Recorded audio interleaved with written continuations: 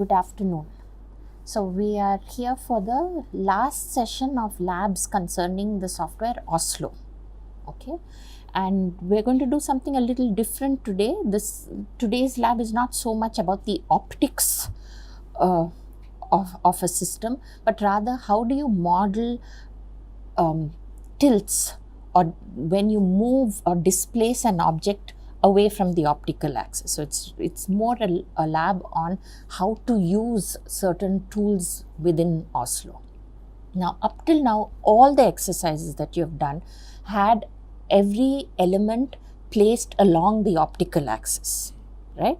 And the only coordinate you worried about was what is the distance of the next element from this element. So what you might not have realized that you were doing is you were in fact using some kind of local coordinate system, because if you had an element here, you gave the thickness to the next surface. So let's say you said something like 10 millimeters, and that meant the next surface appeared 10 millimeters away.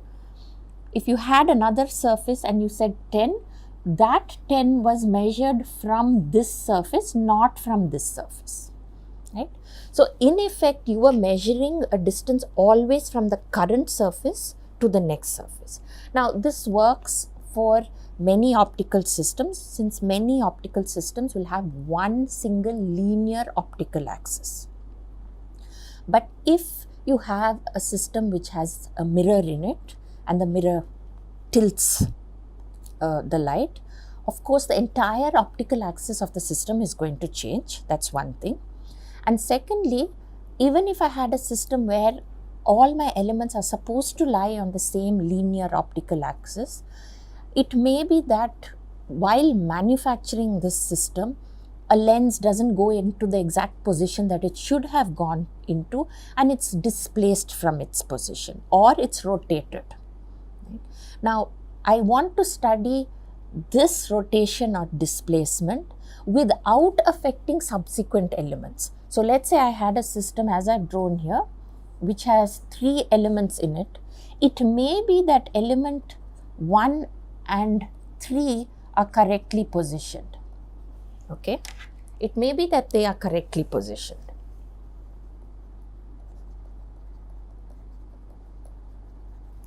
But element 2 is in the wrong place or has the wrong tilt.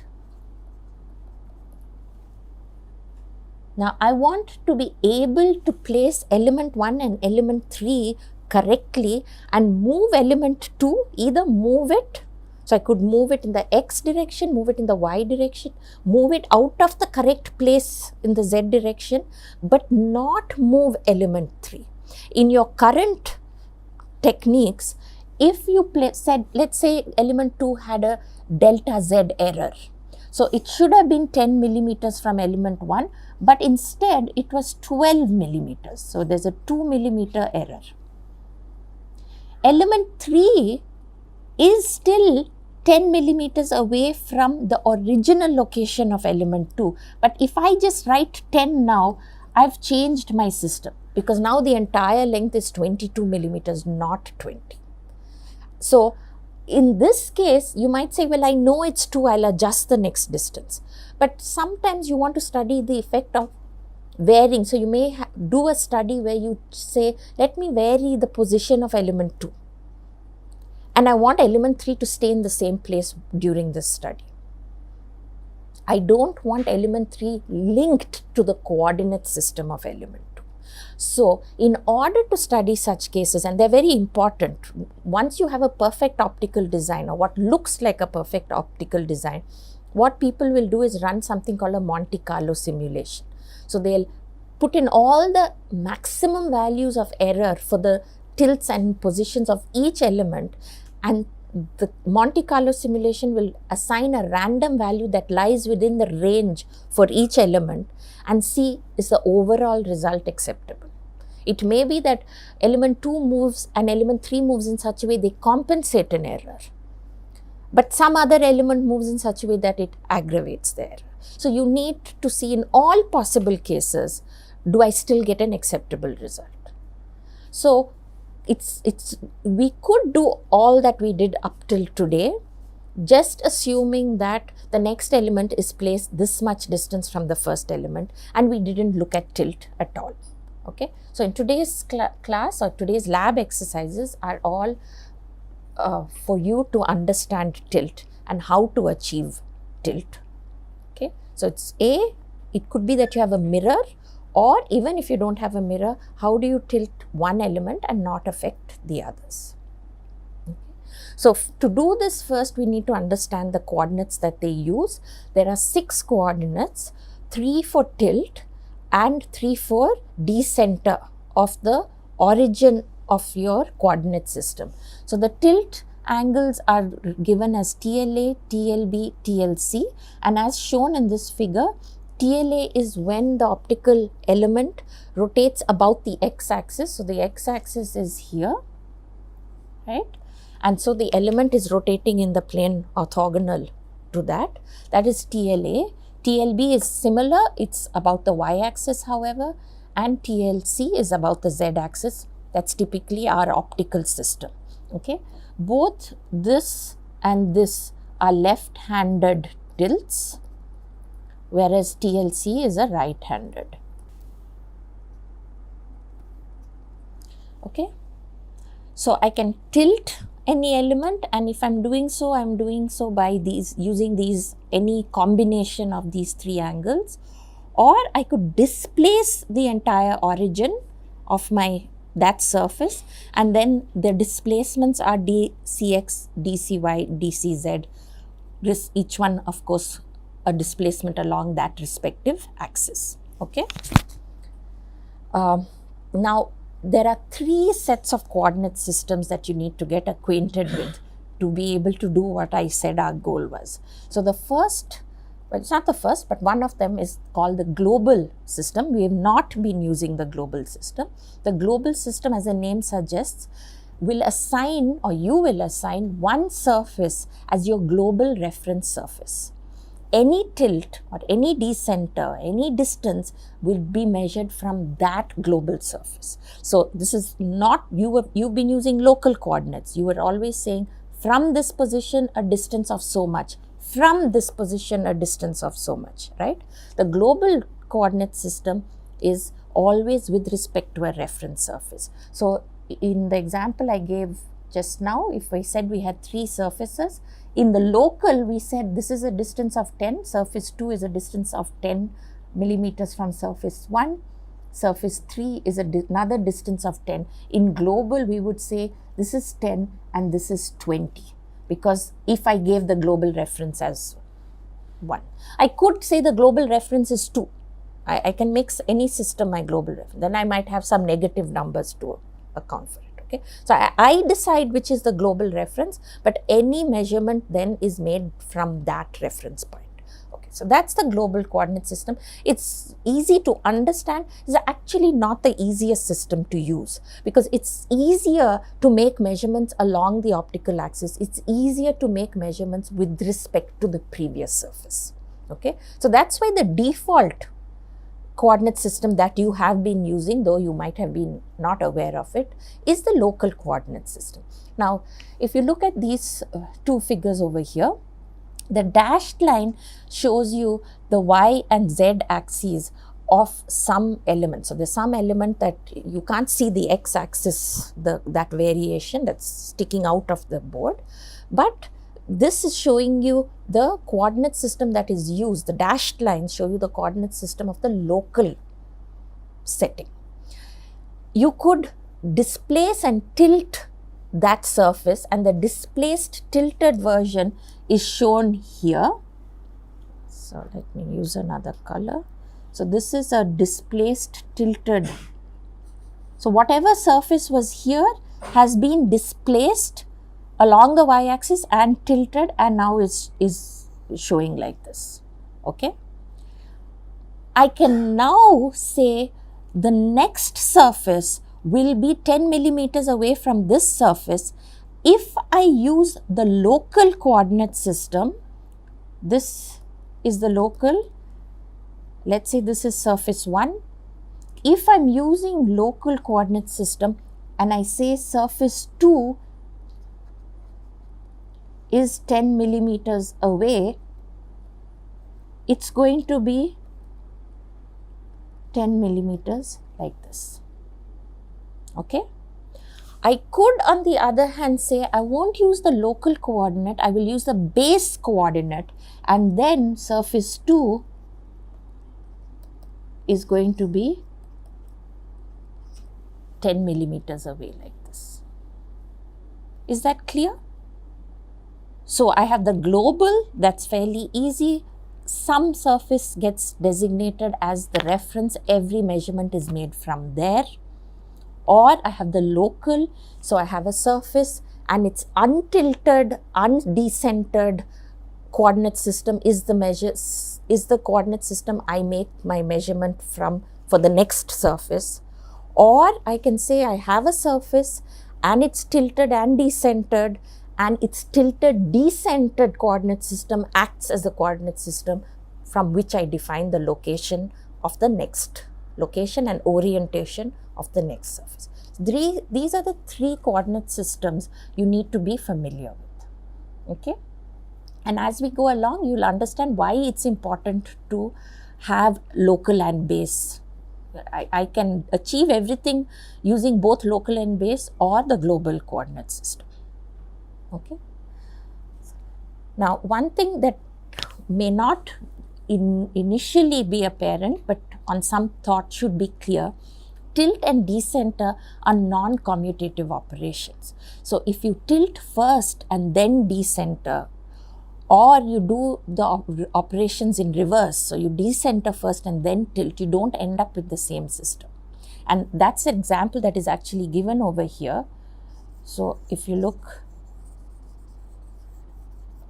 at these 2 figures, both have the same tilt dcy and both have the same decenter dcy and the same tilt tla. Okay, but in this figure the decenter was carried out first and then the tilt was carried out, and in this second figure the reverse was done, and you can see the end result is not the same, right? So you need to tell OSLO which order you want to do an operation. So if you will see there's a certain screen, you can enter the coordinates. So for that surface, what do you want to do with that surface? It may be that you want to both tilt and decenter that surface. Then you need to tell OSLO the order in which those operations need to be carried out. So if you were writing programming, you would use the command dt1. You would use the command dt1. That means decenter first, tilt next, and if dt is equal to -1, it means tilt first, decenter next. Okay. Okay. Now, you also need to tell OSLO, say you have a surface and you tilt that surface. Now, you need to tell OSLO, and I give you an example of the difference here. So here I have a system, and there may be not very clear, but there is one lens here and there's a second lens here. Okay, and there's a mirror here.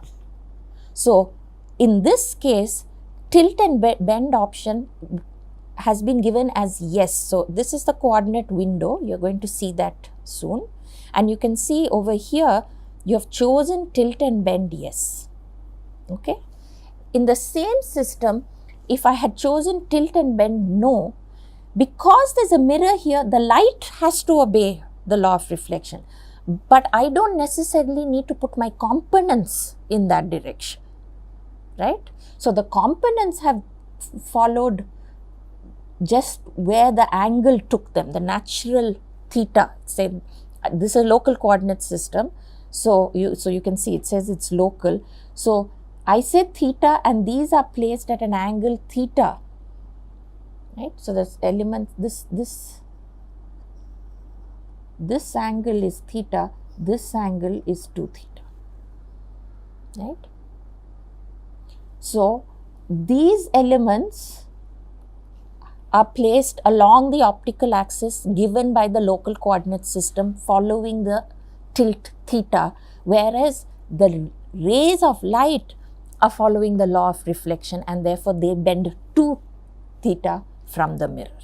Okay. So again, depending on what I want to study, I might say actually carry out a tilt and bend or don't carry out a tilt and bend. Okay, and again you'll see why you might think I would always want to tilt and bend.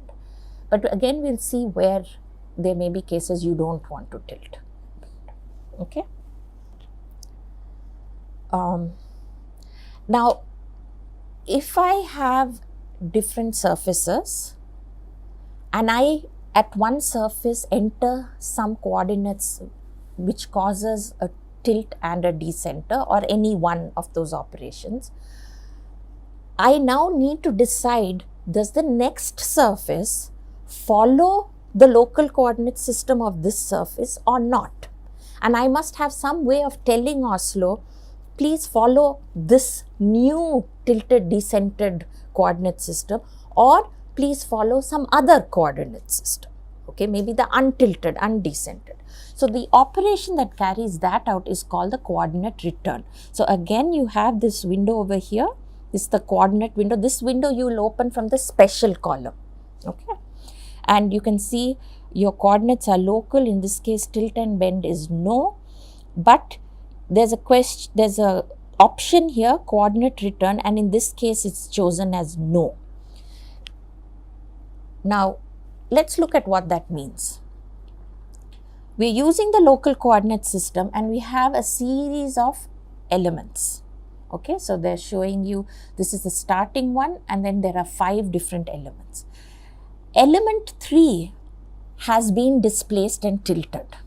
And because you're using the local coordinates, element 4 now follows the new z axis of element 3. So all the subsequent elements, in this case elements 4 and 5 or surfaces 4 and 5, they lie along the newly defined coordinate system which has been defined by the new position of surface 3. Okay, no coordinate return was carried out here. If you carry out a coordinate return and you go to the untilted, undisplaced coordinate system of element 3 or surface 3, so elements or rather surfaces 4 and 5, they continue along this original path. So you should be able to see the difference over here. In the upper figure, no return to coordinate has been done. So the surfaces 4 and 5 follow the original coordinate system of surface 3. In the lower figure, a return to coordinates, that's at RCO command, has been carried out, and therefore surfaces 4 and 5, they are along the original optic axis. Okay, and if you were to look at the coordinate system, coordinate data, you can see your coordinates are local and there's a coordinate return. And even here you have the option of saying return to coordinates, don't use the current local coordinates, return to coordinates, and I can say which surface coordinates I return to. Now I cannot, this was surface 3 that had all of these displacements and tilt. So when we say return to coordinates, you can return either to the original coordinates of surface 3, that is what is shown here. Return to, so this is what will come up as your default option, but you could also choose surface 2 or surface 1. You can choose any earlier surface to return to. Clearly cannot choose a later surface to return to. Okay, and say you had put return to surface 2 over here. Now what coordinate system of surface 2 should you return to? Should you return to surface 2's local coordinate system or its base coordinate system, because it may have been tilted or moved. So the lower line says use the base coordinate system when anyone is returned to this surface, use the base or local coordinate system of this surface as the returned coordinate system. Okay. So I know it's a lot to take in. I'm running through it now. You're going to have all this information in the file that you have, and so you can work through it slowly. Okay, so the key points to take away: you have 3 coordinate systems: global, local, and base. You've been working with local so far. We are going to in today's class do exercises that help you get to know the global system better, as well as the local and base systems better. Okay, so let's say we wanted to tilt a single element. So in this figure over here, so this is actually an exercise you're going to work through in today's class. If you look at this figure here, it's similar to what I had shown earlier. You have 2 surfaces. So this is one lens, and you have another lens, and you have a mirror. Okay. Now let's say I want to tilt this mirror such that this beam scans, the beam moves, but lens 2 stays in place. Where would you need this? Say you're using a beam of light to scan something. The optics is all stationary after the mirror, but you're moving the mirror, and maybe you have a lens to focus a spot, and that focus spot has to move around in a straight line, right? So I need lens 2 to stay in place. If lens 2 is linked to the coordinate system of the mirror, every time the mirror moves, lens 2 is going to move. So I can't link it to its local coordinate system. I have to set up the system such that I can tilt the mirror without moving the lens. Okay, so if you look at this setup, I've just put 2 lenses. This is the image is from this spreadsheet over here, and now we want to set it up so that we can move the mirror without moving the second lens. Okay, so here's a sequence of options. There are many different ways of doing it. Okay, and I've given you 2 different methods in the write-up that you have. This is one method using local coordinates. The other method is using global coordinates. Personally, I find this easier, but you're free to use any system that you want. And I thought running through it together would make it a little easier. Okay, so we want to tilt the mirror, and the mirror happens to be the 3rd surface of our system. Okay, so what are the different things that we need to do? We need to set up the mirror with a tilt of 45 degrees and the tilt and bend option on. So if I go to the coordinate window, I'm going to set up 45 degrees and the tilt and bend option is on. Okay, then I'm going to cheat. I want to tilt, but I don't want to change the optical system.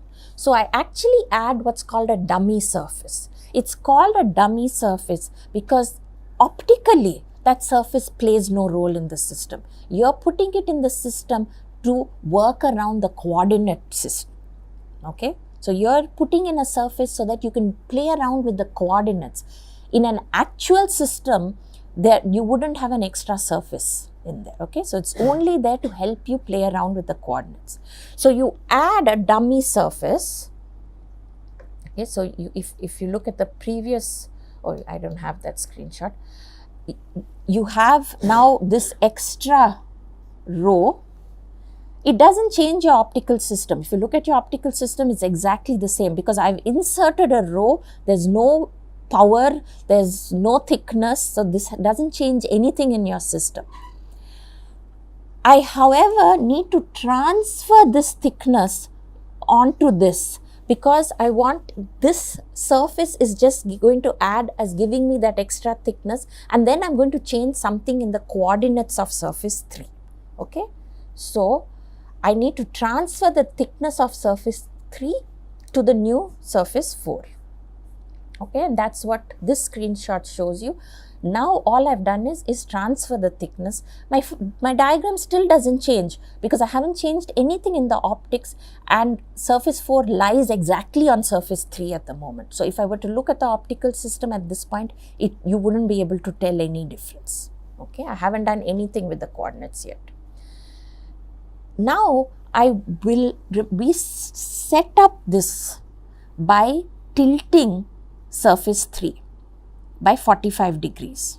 Okay, and we put tilt and bend on, that ensured that both the optics as well as the light follow the same path. Now let's go back to surface 3, remove the tilt and bend option, okay, put a coordinate return on. The moment you remove the tilt and bend option, you're going to see your optics goes haywire. Okay, so don't be alarmed when you're working with coordinates if during the process of setting up the coordinates an element seems to go and sit in completely the wrong place. Okay, this element should have been somewhere here, but I've removed the tilt and bend and it's gone to some crazy location. Okay, I now add and double the tilt angle. So I had 45 originally, I add 90 over here to surface 4, and that brings it back now to the right location. Okay. Now, what is the whole purpose of doing this? The whole purpose is to create two surfaces. One surface is doing the optics and one surface is allowing me to manipulate the coordinates. And manipulate the coordinates in such a way that we should be able to tilt this mirror and move the beam here, translate the beam here, and this stays in place while this lens stays in place. Okay, so let's just try to do this. Okay, so I've entered all the numbers of the example. What I haven't done is do so the coordinates is you go to the special column, surface 3 coordinates, and I'm going to enter tilt of 45 degrees and I want tilt and bend on, and I say yes. Okay, and I also want to see this last surface. Okay, I now want to add a dummy surface, so I'm going to insert a dummy surface and we'll do what I just said. So we'll make this 0 and we'll make this minus 30. Your optical system shouldn't change at all, right? When we are using a mirror, in the glass type, you go here and choose reflect, okay? And you need to tell OSLO, I am interested in tracing the rays after the mirror, because I can have a partially reflecting mirror and the light could go through. So OSLO is not going to assume you want to look at the reflected light. So in order to tell the software you're interested in the reflected light, all thicknesses after the mirror need to be negative. Okay, so that's why I put minus 30 over here. Okay. Okay, I have added a dummy surface, I have transferred the thickness, and now I'll go back to surface 3 coordinates and I will remove the tilt and bend. Okay, I still have 45 degree angle over here, and now one other difference is I'm going to say that change the coordinate return, make it yes, and I'm going to say return to that surface 3 itself but the untilted coordinates. Okay. Now, since I've done that, I'm in the process of setting up my system. This has the wrong location. So, I'm going to go now to the coordinates of surface 4 and give it a 90 degree tilt.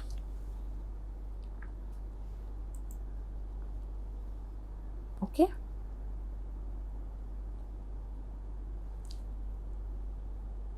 Why? Because this is a 90 degree tilt with respect to the untilted coordinate system of surface 3. Okay. So if I would have had my elements like this, now I have an actual 90 degree tilt. Okay.